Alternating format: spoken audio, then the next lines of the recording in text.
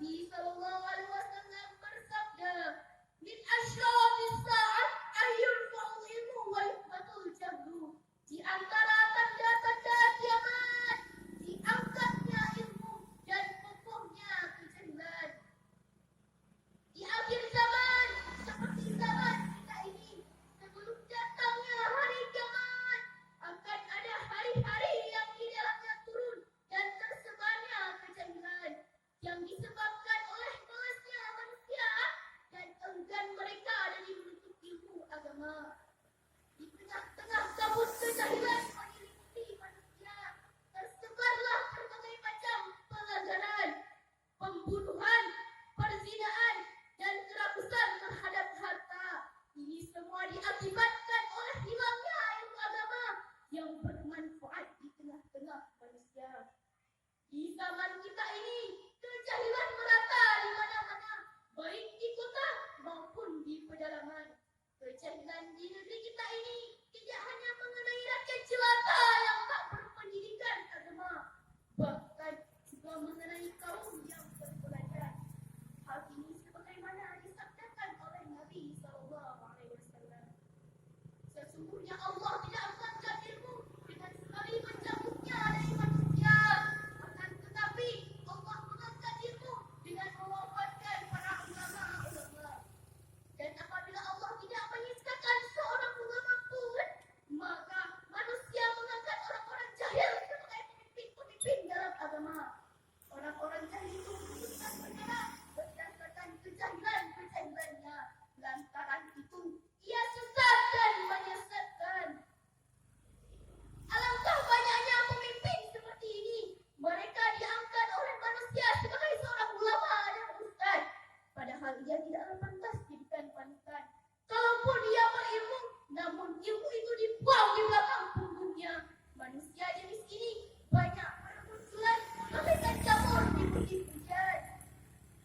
Coba lihat di luar sana, manusia mengangkat seorang pelawak sebagai dai sejuta umat, padahal bisanya cuma tertawa dan menggeliti para pendengar.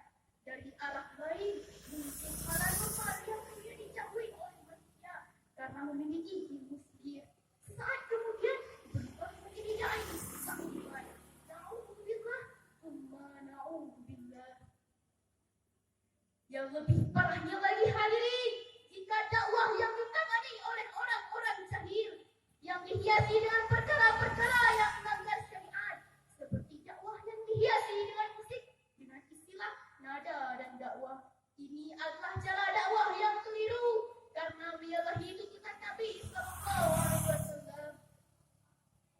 Nabi sallallahu alaihi wasallam bersabda, "La yakunanna min ummati aqwamun yastahiluna al-hira wal harira wal khamra wal ma'azif." Sesungguhnya akan ada beberapa kaum dari umatku akan menghalalkan zina, kain sutra, minuman keras dan musik.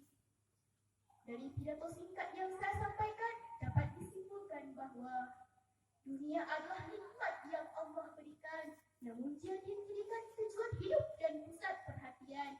Dunia diambil sekadar bekal menuju Allah Subhanahu wa taala. Allah tidak memberikan nikmat kepada seorang hamba kecuali nikmat itu hanya dipergunakan untuk beribadah dan beramal soleh.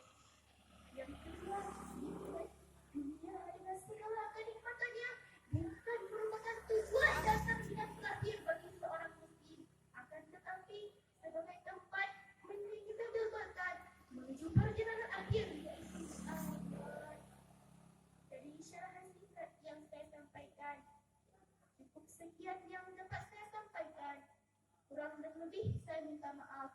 Semoga bermanfaat bagi saya sendiri dan bagi kaum muslimin dan muslimat. Sebelum saya mengakhiri pidato saya akan membawa sebuah pantun. Suara azan indah berkumandang, burung-burung bernyanyian, soal menang soal belakang, yang penting keberanian. Wabillahi taufiq wal hidayah. Assalamualaikum warahmatullahi wabarakatuh. Waalaikumsalam warahmatullahi wabarakatuh. Mantap kali ya.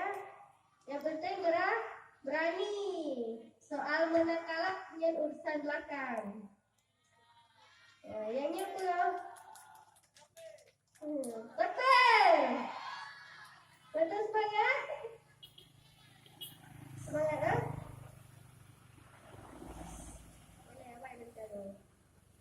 Peserta yang barusan tampil yang memegang nomor undian 05 atas nama Salsabila Nisha.